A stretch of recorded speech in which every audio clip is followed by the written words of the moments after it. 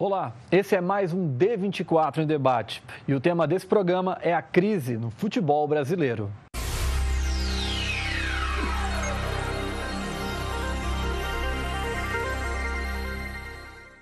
Para falar sobre esse assunto, o D24 em debate conta com as presenças do treinador Sérgio Duarte e do editor do Caderno Vencer, do Diário do Amazonas, Bruno Helander. Muito obrigado por terem aceito o convite, Sérgio, Bruno. Sejam bem-vindos ao D24 em debate. E a gente está próximo do aniversário de um jogo aí, um 7-1 da Alemanha contra o Brasil. Acho que pouca gente deve lembrar dessa partida, né? E eu queria saber de você, Sérgio, esse jogo, você acha que ele escancarou a diferença entre o futebol brasileiro e o futebol europeu? E o que a gente perdeu no meio do caminho? Primeiramente, o meu agradecimento pelo convite. Eu acho que foi um aprendizado para o futebol brasileiro em si, né? Porque a gente sabe que nós não temos as mesmas condições e os mesmos métodos em que o europeu hoje se prepara para isso. O Brasil teve uma Copa, a seleção brasileira teve uma Copa no Brasil, na minha opinião, não se preparou adequadamente para essa Copa, veio como que uma obsessão na cabeça dos jogadores, né? Porque jogar perante a torcida brasileira, né? Jogar, como a gente fala na gíria do futebol, em casa, isso criou um peso muito grande para a equipe, para a nossa seleção, e a gente viu nos jogadores, né, o peso dessa responsabilidade. A Alemanha foi muito fria em todo o trabalho, em todo o processo, e inclusive fez com que as condições favoráveis a nossa seleção jogasse contra, né? Porque provocou o erro da seleção brasileira, fez o primeiro gol, fez o segundo, numa seleção atordoada, em que ali naquele jogo já não vinha fazendo uma boa Copa do Mundo, mas especificamente naquele jogo contra a Alemanha veio a de cima, né, a falta de preparação que teve a nossa seleção brasileira nos diversos aspectos de futebol. E eu acho que pesou também muito a falta de preparação sob o aspecto cognitivo da nossa seleção. Bruno, você acha que esse jogo ele representa meio que um abismo, assim, mostrando, olha, o futebol brasileiro está muito atrasado, ou você acha que foi um acidente de percurso? Não, acho que a questão organizacional, né? Acho que a Alemanha ela se organizou tanto dentro de campo quanto fora de campo, e isso ficou demonstrado justamente nessa partida em si, né? Porque ali a gente teve o choque de realidades entre o Brasil e a Alemanha. Aí depois veio a Holanda também, então é bom lembrar também da Holanda, que é o país europeu, né? Que foi um 10-1, na verdade, somando os dois, deu 10-1. E se mostrou ali como que os europeus conseguiram evoluir e quanto nós paramos. Eu acho que a questão de estrutura também ficou bem nítida ali, tanto a estrutura emocional dos jogadores, como o Sérgio disse, e a estrutura também técnica, a estrutura tática da equipe, né? O Filipão é um cara que é muito motivacional, mas a partir do momento que a seleção precisou de um desenvolvimento tático, uma alternativa de jogada para fazer alguma coisa diferente, né? Depois de tomar 3-0 rapidamente, não conseguiu. Acho que ficou muita coisa evidenciada com o placar e não foi só um acidente, né? Certo. A gente tem uma imagem aqui, eu separei uma lista de alguns jogadores aqui do futebol brasileiro que se esperava muito deles e com o tempo alguns até tiveram bons momentos, mas não renderam tanto. Por exemplo, o Alexandre Pato, né? Ele era uma grande esperança. Aqui, ó, a gente tem aqui a imagem. O Pato e o Ganso, logo depois da Copa de 2010, eram vistos como os líderes junto com o Neymar dessa nova geração. Os dois oscilam muito, continuam no futebol brasileiro e não alavancaram ainda. O Damião é outro. O Damião também que tinha uma grande esperança em torno dele, o centroavante dessa nova geração. Hoje jogou no Inter, depois no Santos, depois no Cruzeiro, também sem brilhar tanto. O Adriano teve até seu momento de auge, né? Ali na Inter de Milão, virou imperador, veio para o Brasil, foi campeão, mas hoje é praticamente um ex-jogador. O Robinho saiu do Brasil, a expectativa era que ele fosse o melhor jogador do mundo e não aconteceu isso. Ele teve boas passagens no Real, no Milan, mas não aconteceu. Bruno, eu queria saber de ti, o que faltou para essa geração, para ela vingar de vez? E a gente tem outros casos também, Daniel Carvalho, Tyson, Nilmar, tantos outros. O que você acha? O que faltou para essa geração vingar? Eu acho que a minha opinião é um pouco radical. Acho que a partir dessa geração se colocou o financeiro muito acima da questão de desenvolvimento técnico, tático, de servir, né? Eu acho que o futebol tem muito essa questão cultural de servir, né? Você tentar fazer um show para o seu público. E eu acho que a partir dessa geração, eles atingiram um patamar financeiro, eles acabaram que achavam que já não tinha mais o que apresentar. Eu acho que o dinheiro ficou como prioridade. Eu acho que isso foi um ciclo que, no futebol em si, a gente está vendo agora que acabou prejudicando muito. Eu acho que esse que foi o caminho errado que acabou sendo tomado pelos jogadores. Sérgio, você concorda? Você acha que é por essa linha, assim? Isso daí é uma coisa que prejudica o jogador. A gente sabe que hoje no futebol está muito enraizado, né? Essa do dinheiro, do empresário, né? De querer que o jogador apareça de qualquer forma. Em contrapartida, tem também os aspectos que vocês falam, o jogador e suas características, o potencial do jogador. Né? Nós vimos aqui jogadores, por exemplo, como o Pato, como o Ganso, como o Adriano, como o Robinho, né? Como o Damião, que são jogadores que têm a sua característica própria de jogar. Só que hoje no futebol, né? Não é de hoje, já há um longo tempo, quando nós falamos em treinamentos em que você tira em proveito dentro do coletivo das qualidades e do potencial do jogador, né? Individual dele, né? Começa-se a trabalhar muito isso. E hoje, por exemplo, a gente trazendo para os nossos dias de hoje da seleção, as qualidades e o potencial do Neymar não são sinônimos que nós vamos ganhar todas. Não são sinônimos de que o Brasil vai ser sempre bem pela qualidade do Neymar. Porque as outras seleções, principalmente as seleções europeias, elas estão trabalhando nesse sentido. Trabalham sobre a qualidade do jogador, né, aquilo que ele vai desempenhar e como é que eu vou me colocar perante essas situações. Você tem um Ganso, tecnicamente, um pé esquerdo, né, impecável. Não é em todos os jogos que o Ganso aparece, porque o Ganso vai ter um opositor ali à altura que foi trabalhado da forma mais adequada para anulá-lo. E mais ainda, anulá-lo um Ganso, anular um Pato e ainda ter a capacidade de se sobressair, porque se o Ganso e o Pato não tiverem a característica de querer marcar também, né, de ter no consciente deles a consciência de que eu perdi a posse de bola, eu tenho que marcar, esse jogador que anula esses jogadores, com certeza vai se destacar pela anulação e pela iniciativa atacante. E aí vem também aquele caso, hoje a gente, na seleção brasileira, a gente vê muito Neymar, seleção brasileira, Neymar, seleção brasileira, Neymar, né? E que, num passado aí, a gente via na seleção brasileira jogadores de top em todas as posições. E hoje a nossa seleção ela se resume a um jogador. Né? A um jogador. Eu acho também que o que o Bruno falou tem muito da verdade. O jogador, às vezes, é levado por uma onda em que ele perde o foco daquilo que ele tem que render, porque tem outros interesses, tem outras coisas que tiram o discernimento do jogador. E falando do Neymar, assim, uma pergunta para vocês dois. O que ele tem de diferente desses caras? O que ele foi uma carreira mais bem gerida? Foi maior paciência, por exemplo? Ele passou muito tempo aqui no Santos até ir para a Europa. O que ele tem de diferente que acabou assim, hoje é campeão da Champions, da Libertadores, é o principal asa da seleção brasileira? O que ele tem de diferente desses caras, Bruno? Eu acho que base. Eu acho que ele teve uma base mais consolidada, né, do que os outros jogadores. Não que os outros não tenham tido. Eu acredito que o Oscar teve uma base tão boa ou até igual a do Neymar, o Oscar, que hoje está no Chelsea. Eu acredito que a família é sempre próxima, ele teve o Santos, o clube ali na cidade dele, sempre próximo da família. O Pato, a gente pode lembrar que o Pato saiu da cidade dele muito cedo, né? Então já passou a morar sozinho. Umas 3, 4 partidas, né? A adolescência dele foi na Europa, né? E aí na Europa ele estava sozinho, né? Não tinha o acompanhamento da família. Eu acho que a base, tanto no clube como a família por perto, ela faz toda a diferença. Eu acho que o Neymar é um caso desse. Eu acho que o Neymar, a base técnica dele e a base também familiar foram o diferencial. Sérgio, eu queria falar agora sobre os vícios do nosso futebol. A gente tem, tipo, você assiste uma partida do Brasileirão ou da Copa do Brasil, Campeonato Estadual, tem 3 elementos que estão sempre lá.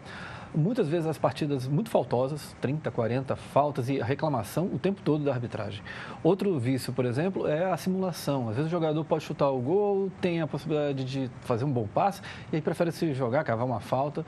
E a gente ainda tem também uma cultura do contra-ataque, ou seja, como aconteceu recentemente na Copa América, o Brasil dominando o jogo, os primeiros 20 minutos, fez o gol, recuou.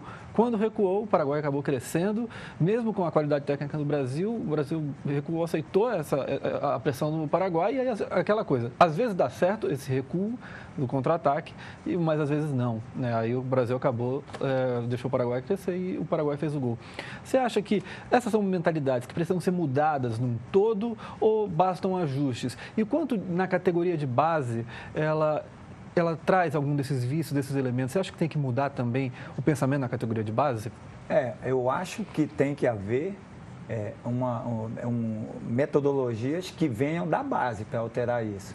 Porque esses vícios, né, esses chamados vícios que o nosso jogador, o jogador brasileiro, não é só o jogador já numa categoria profissional. Você vai hoje em escolinha de futebol, o moleque está dando tapinha para o lado e está se deixando cair, e o cara está marcando falta, e o pai está dizendo, pô, valeu e tal, não sei o quê, boa jogada. Ah, mas ele se jogou, mas já tem a malandragem, né? Então, eu acho que isso tem que vir do início, da formação do atleta, né? Aquele jeitinho brasileiro de cavar o pênalti, de cavar uma falta, né? Eu acho que necessitaria até uma atitude mais rígida por parte das arbitragens, entendeu? Para que nós realmente... Isso é uma coisa que pesa quando você transporta isso do nosso futebol para o exterior, por exemplo, para a Europa, os jogadores sem dificuldade. Você vê você vê o Neymar jogando no Barcelona, não é? E você vê o Neymar quando estava no Brasil. Pode acontecer, mas eu acho que em muito menor escala o Neymar tem simulado faltas, tem simulado algumas coisas. E quando usa algum artifício até com a bola em cima do jogador adversário, algum drible diferente, tudo não sei o quê, já houve caso de alguns atletas dele ser chamado a atenção, olha, a gente está ganhando, mas continua a jogar sério, a gente não está aqui para menosprezar o adversário, vamos menosprezar o adversário fazendo o gol lá. Eu acho que esses vícios, eles podem ser contidos sim no jogador brasileiro, mas desde que a nossa base, que também está em déficit, não é?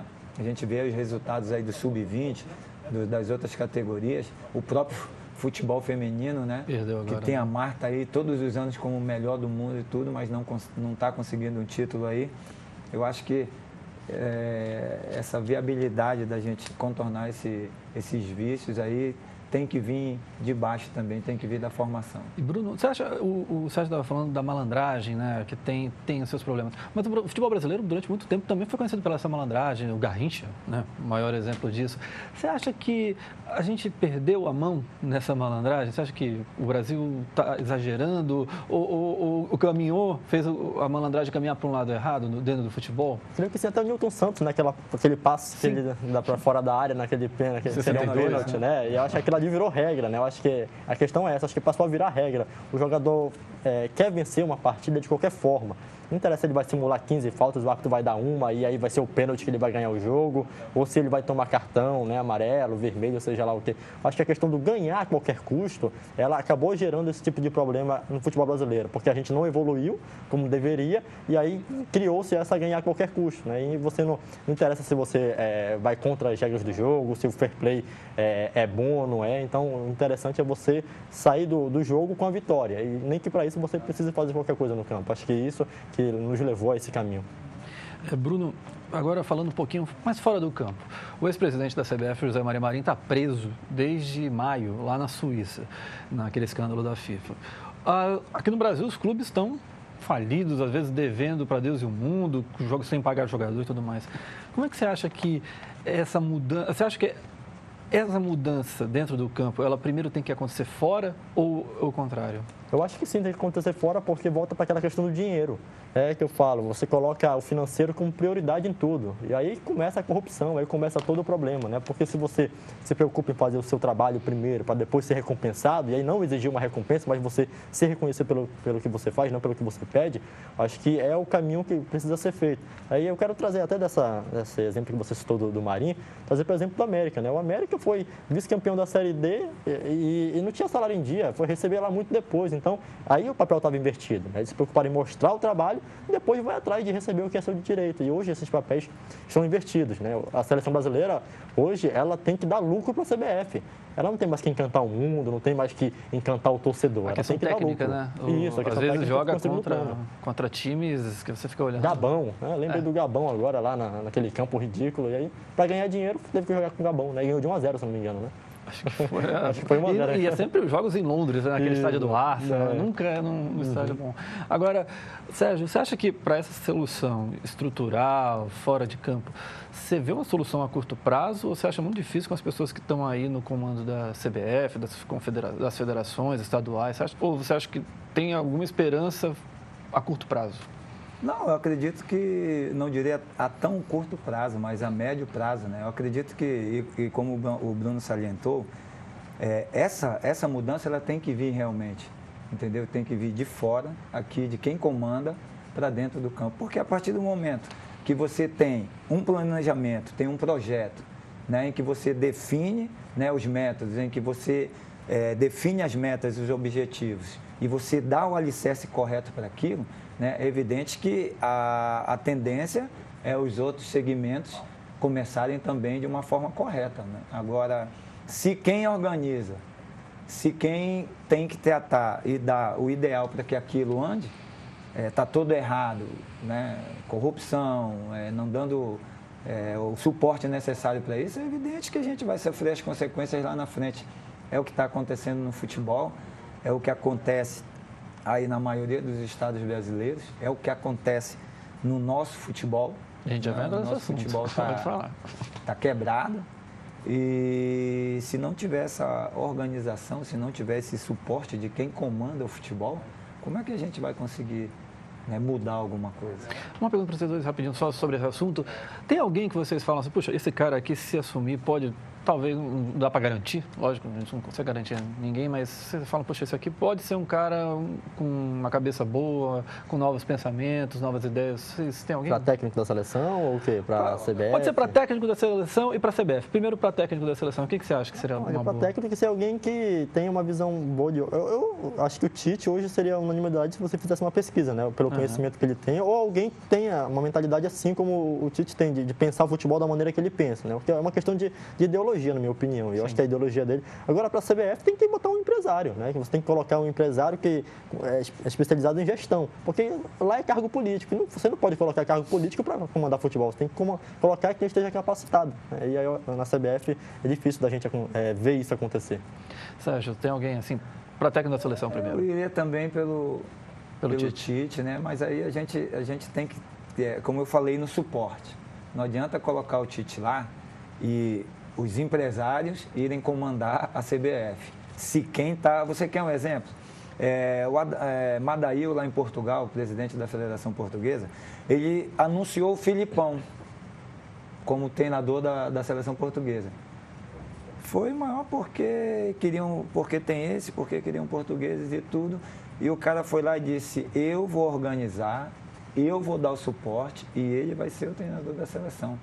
A partir daquele momento, a coisa andou. O Filipão fez uma excelente Eurocopa, infelizmente perdeu, Portugal perdeu na final. Mas o que se notou no país foi todo, né, uma junção de esforços, entendeu? Em prol da seleção portuguesa. Eu acho que a gente leva hoje o Tite, ou pode ser um outro treinador, que a gente tem aí vários treinadores que podem ser o treinador da seleção. Mas se ele não tivesse suporte, se os empresários vierem, e se vierem os outros empresários, que a gente sabe que dentro da própria CBF tem aqueles que têm os seus próprios interesses. E a coisa começar a rachar, o Tite vai ser só mais um que vai estar lá dentro e a gente não vai conseguir nada. E para a CBF, tem alguém que você fala, puxa, isso aqui podia... Rapaz, para a CBF eu não tenho alguém em mente assim para... É difícil. É difícil. Trazendo essa discussão aqui para o futebol do Amazonas, eu queria saber o seguinte, se vocês tivessem o poder hoje na mão de mudar alguma coisa, qual seria o primeiro negócio que vocês iriam fazer para mudar? O que vocês acham que é mais emergencial fazer no futebol amazonense hoje? Eu começo com o Sérgio. Me pegou, hein? Pode passar para o Bruno, se quiser. Não, volta para você. Eu acho que a gente tem falado aqui, eu falei diversas vezes em suporte. Eu acho que no nosso futebol, o futebol amazonense hoje, ele precisa de uma nova cara na Federação Amazonense de Futebol. Nós precisamos de uma federação organizada, que se planeje, entendeu? E que passe aos clubes, né, o suporte necessário para que haja, né, o nosso futebol, não só no profissional, mas nas categorias de base, entendeu? Ela passe ferramentas para que a gente tenha êxito no nosso futebol de base e o nosso futebol profissional. Nós não podemos exigir a nível de futebol profissional, né, rendimentos se a entidade que detém os poderes e que tem a responsabilidade de todo esse projeto, de toda essa planificação, de toda essa organização, se ela não consegue. Eu não acredito que via Federação Amazonense de Futebol nós não consigamos patrocinadores para o campeonato e para os clubes, patrocinadores para os campeonatos de base. A gente vê aí um Deus nos acuda, jogos profissionais sem a presença de ambulâncias no campo, sem a presença de médicos, jogos da base aí, né, da mesma forma, sem o custeio necessário, sem o suporte necessário, sem a ajuda necessária para pelo menos os translados desses rapazes, né? Não se pode dizer que não tem estádio hoje, temos sim, mas eu acho que via a federação de uma forma mais concentrada, né, nos esforços mais concentrados, tem entidades em que a federação tem entrada e que ela teria, né, pela parte dela, como dar o suporte necessário a nível de base e a nível profissional. Os clubes hoje estão aí à míngua, talvez a exceção aí do Nacional, né, de algum outro clube que possa ter alguma forma de renda. A gente vê os outros clubes, como a gente fala, com o pires na mão, esperando uma ajuda do governo. Quando eu acho que via federação você poderia conseguir verbas sim, entendeu? Apresentando projetos, né, sérios, você conseguiria suporte para essas equipes profissionais e para organizar o campeonato de base. Bruno? Eu vou na mesma linha que eu falei do CBF, né? Eu falei de precisa de um empresário, mas não no sentido de empresário de jogador para gerir. Acho que precisa de um gestor. Um gestor, alguém que entenda e que saiba da realidade, né? Porque não adianta eu trazer um gestor lá de São Paulo para gerir a Federação Amazonense de Futebol, que não vai dar em nada, né? Porque ele não vai conhecer a realidade. Mas acredito que um gestor, uma pessoa séria que estudou para aquilo, que tem a convivência prática também para mudar. Até mesmo porque o Sérgio falou agora há pouco dos clubes com o pires na mão. Os clubes estão no pires na mão também porque não são profissionais, né? Então, como é que a federação vai cobrar profissionalismo dos clubes que são associados a ela se ela não é profissional? Então, acho que começa da federação e aí uma federação profissional cobrar profissionalismo dos clubes também. Porque aí os clubes vão ter que se estruturar, vão ter que, por exemplo, o FAST tem que ter uma base. Mas onde que essa base vai treinar? Qual é a estrutura que o FAST tem para a sua base treinar? Então, hoje, quem é que cobra isso? Não tem quem cobre, né? Seria a federação, mas a federação não tem a moral para fazer isso porque ela não tem a sua gestão profissional também. Eu acho que... Ela não dá o exemplo. Ela teria que dar o exemplo, teria que puxar, né? O clube está caindo no buraco, ela dá a mão e puxa para cima, porque ela é a mãe dos clubes, né? Como os clubes gostam de dizer. Mas os clubes precisam também se profissionalizar. Não dá para você chegar no estádio, como o Sérgio disse, e não ter uma ambulância. Responsabilidade da federação, mas do clube também, né? O clube fala, não vou jogar porque não tem ambulância. E aí o clube tem que ter a moral também de fazer isso, porque hoje a gente vê que um depende do outro e cada um não depende de ninguém, né? Fica mais ou menos assim solto, como o Sérgio diz. E na base é mais sério isso, né? Muito mais sério, porque você vê os jogos de manhã na base, é uma coisa complicada. A base era para jogar à noite, né? Não 10 horas da manhã, com o jogo acabando meio-dia. Isso a gente vê aqui que é um total descaso. E aí, a gente citou agora há pouco que para um técnico hoje exercer uma função, ele precisa ser formado em educação física, né? Que o CREF vai lá e fiscaliza.